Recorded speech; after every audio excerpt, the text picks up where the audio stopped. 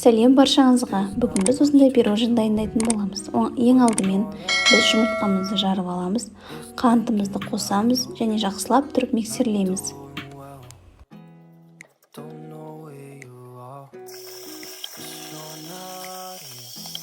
Шоколад пен майды микроволновкада жылытып алдық. Енді үстінен қосып миксерлейтін боламыз.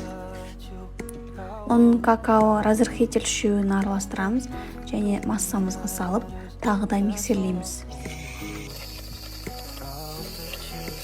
Пергамент қағазын дайындап аламыз.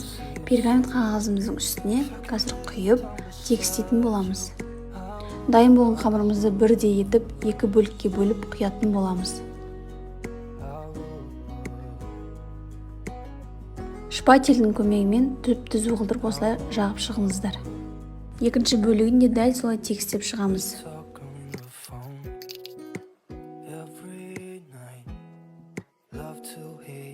Екеуі де бірдей размерде болу керек. 180 градуста 15-20 минут пісіп шықты. Кремімізді дайындайтын боламыз. Творожен сырмен қантымызды миксерлеп аламыз және үстінен сливкімізді салып, тағы да жақсылап миксерлейміз. Пироженіміздің үстіне жағып, тегістеп жақсылап жағып шығамыз.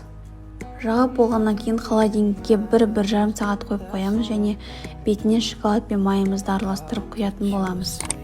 Жан жағын түзу етіп кесіп, пироженді бірнеше бөлікке бөлесіздер.